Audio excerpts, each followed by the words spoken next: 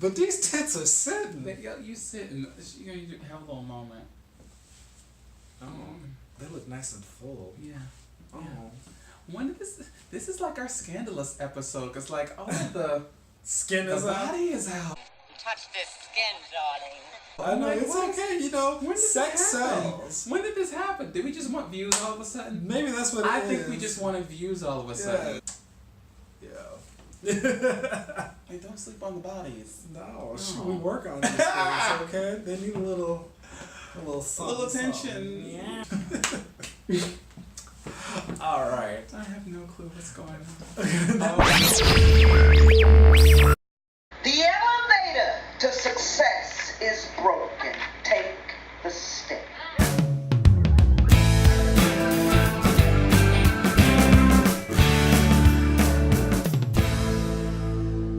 Welcome everyone. Welcome back to Take the Stairs. I am James Roberts IV. And I am Marcus D. Rocio. And this is Take the Stairs. Yes. And today we are going to talk about maturing in the industry. Now that doesn't necessarily mean getting older. Because anybody can get older.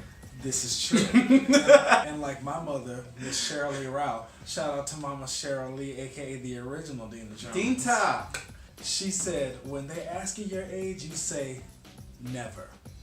She's 61 and still fabulous. Yes. If she was to tell me she was 35, I'd take it. Heck, if she was to see this video and hear me say that, she might take me. She probably would. So, okay, I've been waiting for them adoption papers for years. So, yes, maturing in the industry. Yeah, and I would say it's been interesting as I've gotten matured. Also, can I just point out that it's actually ironic that we are talking about maturing in the industry.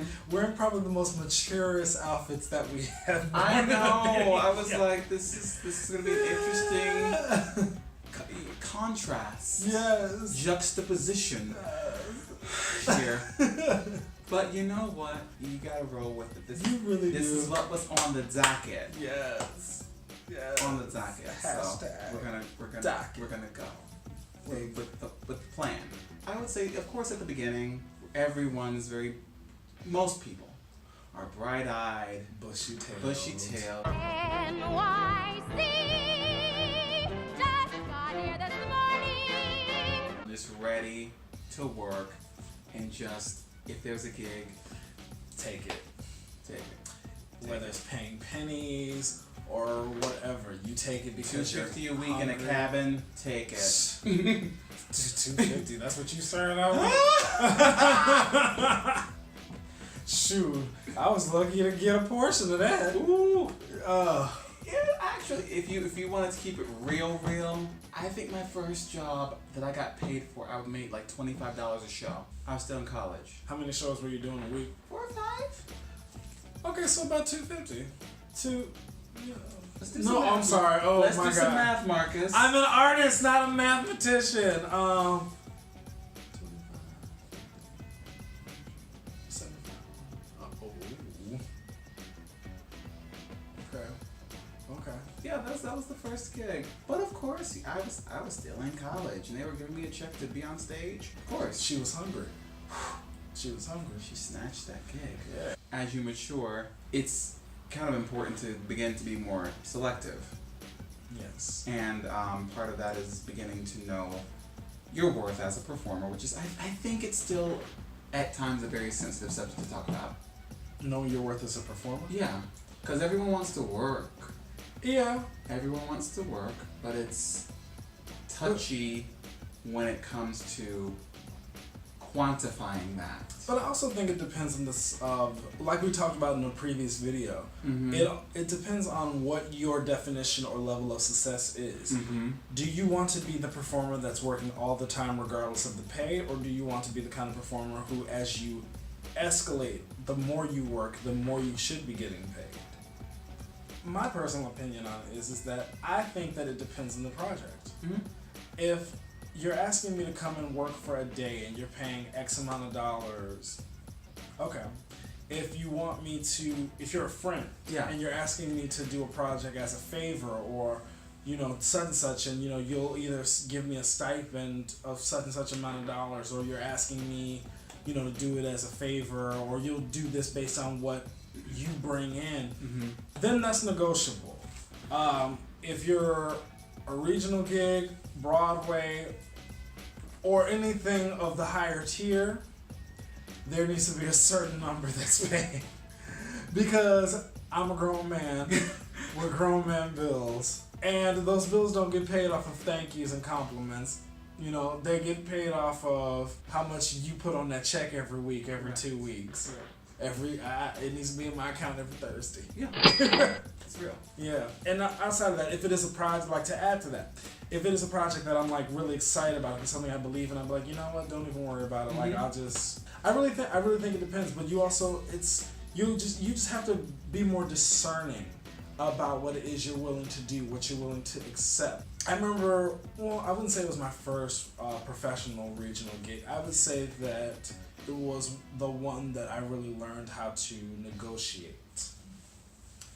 I would listen to more seasoned performers, ones who have been around for years, who had taught me, you can actually negotiate how much your pay is for such and such reasons, whether it be, your travel, it be your housing situation, it be you have to bring this, you have to do that. Are you helping them with costumes? Are you helping them with choreography? Are you helping them with whatever? Everything you do has a price. Yes. So it's up to you to decide to say, okay, well, let me negotiate. And there's nothing wrong with asking. I know we get afraid when we ask, are they going to get offended? Are they going to turn down the offer? Are they not going to want to work with us? You never know until you ask. I could ask you for a bottle of water right now, and you could say no to me, but I'm not going to know unless you ask, you know? That's all you have to do is just simply ask. Like, hey, is there a way for me to get extra amount of dollars for such and such? Let them give you an offer, and then you try to counter that with a higher number. Then try to see if you two, if they don't want to meet that, then try to see if you two can find a middle ground. That's simply what it's about. It's about negotiations. It's about business. Because you have to think about this at the end of the day. You are a business. As a performer, you are a business. My brand, even though I haven't gotten the official LLC for it yet, but my brand is me, Marcus Deshawn. That's not my name. That's the anymore. old name. That's the old name. That's the slave name. Right. We got Malcolm Little over here. Malcolm X. I'm more like Malcolm Y. God. But Marcus Di Rocio, that's my brand. That's who I am. That's the product that I'm selling to you. Merman in Manhattan. Hashtag. Like that's what I sell. So what I do needs to be compensated. If I'm costuming, that needs to be compensated. If I'm acting, singing, dancing, that needs to be compensated. It was like my third gig in before I really realized what kind of the hustle was, and like I learned that from seeing a couple of older actors. I don't know. Let's say more seasoned. A more couple mature. more seasoned actors. Yes. Because at that point, if there was a yes, if there was a gig, I took it. I very much saw a couple of my friends really kind of on their hustle in a way that I had not seen before. Like a lot of us, we were making a good check on this particular gig. So like after rehearsals, after the shows, we were kind of having our moment, living our life, staying up, having some fun. There was, like this one girl, love her to death. She would show up, have her little drink, and then we wouldn't see her for the rest of the night. Why? Because she was back in her room, emailing people. Hey, I'm in this show. I just got my card now. I'm understudying this lead role. Please consider me for X, Y, and Z. This is why I can't make it to the audition. I'm out of town. And she was emailing the agents, the casting directors, people she knew. She was on her hustle the whole time, and I saw it. I was like, I clocked. I see. And another guy from that show, love him to death. Same thing. Every night, we were on breaks in tech. Had his laptop in the computer. Production photos in the email. I am doing this role at this theater. This lead. Here is a review. Here is what's happening. Sending it out to everyone in his network. and you notice these things and you pick up on them, and it's really interesting to see that and to adapt it in your own way. Can I ask a question about that? Were these two performers of color? Yes. Mm. Yes. Oh no! The thing to remember about this is that you are, as a performer, you are a business. Because you'll take these gigs that'll have you working for about a month, 2-3 months, however long. What are you going to do after the fact? You have to eat after you're done working, after you're done with that gig. Like, I know for me, I love to go away for a few months and do a gig someplace. But it's also difficult because I feel like when I come back into the city, I have to restart my life all over again. Like, I have to go look for a job. I have to get into auditions because I've been out of it for so long. Yeah. And unless, like, I'm blessed to go away for a gig and then somebody calls me and says, hey, so we remembered you from such and such audition from a while back.